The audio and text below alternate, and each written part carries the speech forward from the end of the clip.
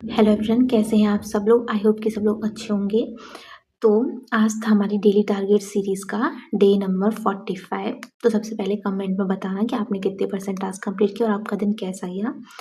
जिन्हें पता नहीं है उन्हें मैं पहले बता देती हूँ, ये हमारी डेली टारगेट सीरीज़ है। इस सीरीज़ में हम एसएससी स्टेनोग्राफर 2026 के एग्ज़ाम के लिए प्रिपेयर करते हैं, जिसमें एक तरह से हमारा टारगेट है एमईए, जो कि 4600 गेट पे की जॉब है, उसे लेना। और ऐसा नहीं है इतनी की हमारा टारगेट, मतलब बेसिकली ये है कि हम एक जॉब सिक्योर कर सके 2026 में। ठीक है, ये सीरीज़ को स्टार्ट हुए 45 दिन हो चुके हैं और मैं 46 डे की बात करने वाली हूँ। तो अगर कोई सीरीज़ को स्टार्ट करना चाहता है तो वो डे 1 से स्टार्ट करें। यहाँ से स्टार्ट करने से कोई फ़ायदा नहीं है, बहुत सी चीज़ें पीछे की छूट जाएंगी।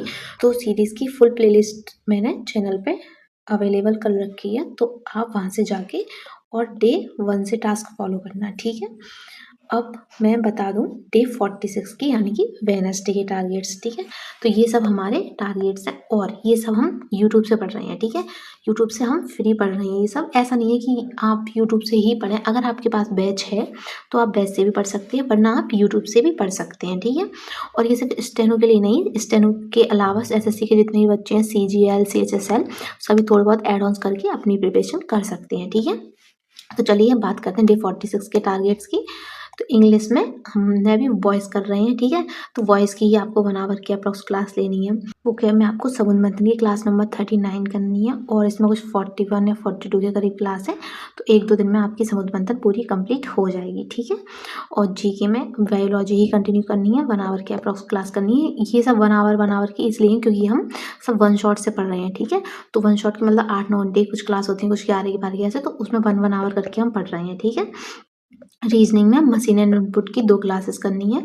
प्रीवियस ईयर में इडियम एंड फ्रेजेस और वन वर्ड सब्स्टिट्यूशन 2020 पढ़नी है। ठीक है, ये ब्लैक बुक से पढ़नी है। अगर आपके पास ब्लैक बुक नहीं है तो इसकी जो पीडीएफ की लिंक है ना, वो भी मैंने टेलीग्राम पे डाल रखी है, तो आप वहाँ से ज्वाइन करके या तो पीडीएफ डाउनलोड करके पढ़ लेना, या फिर अगर आपके पास कोई अदर पीवाईक्यू की बुक है, ठीक है, तो आप उससे भी पढ़ सकते हैं। ठीक है, तो अब बात करते हैं मेन।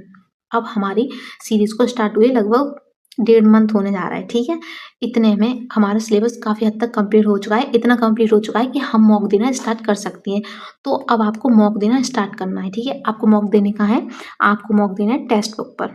ठीक है, अगर आपके पास नहीं है तो आप पास परचेज कर लीजिए, सेल भी चलती रहती है। ये कोई प्रमोशन नहीं कर रही हूँ, मैं सिर्फ बता रही हूँ, आप पास परचेज कर लीजिए टेक्स्ट बुक का। ठीक है, उस पर आपको मॉक देने हैं। अभी आपको फुल मॉक नहीं देने हैं, अभी आपको सिर्फ सेक्शनल मॉक देने हैं। ठीक है, चाहे वो सीएचएसएल के दीजिए या सीजीएल के दीजिए, मतलब जो 18 मिनट 20 मिनट ऐसे वाले होते हैं वो देने हैं। अभी आपको 100 क्वेश्चंस वाले नहीं देने हैं, मतलब 25 क्वेश्चन या 30 क्वेश्चन या 10 क्वेश्चन, मतलब छोटे छोटे जो भी सेक्शनल मॉक है वो सब आपको देने हैं। ठीक है, तो अब आपको मॉक देना स्टार्ट कर देना है। यहाँ पर आके आप शुरू में नंबर अच्छे नहीं आएंगे, कोई बात नहीं, लेकिन जब तक मॉक नहीं देंगे तब तक अच्छे से हमें टाइम मैनेजमेंट करना नहीं आएगा। तो आप मॉक देना स्टार्ट कर दीजिए, मार्क्स से बिल्कुल नहीं घबराना, वो धीरे धीरे बढ़ जाएंगे। ठीक है, और इसी से आपको टाइम मैनेजमेंट की भी आदत लगेगी और इसी से आपकी प्रैक्टिस भी होगी। ठीक है, तो ये था डे 46 के बारे में। अगर आपको हमारी सीरीज में जुड़ना है तो चैनल को सब्सक्राइब कर लेना, और वीडियो अच्छी लगी हो तो लाइक करना, और कोई डाउट हो तो कमेंट में बताना।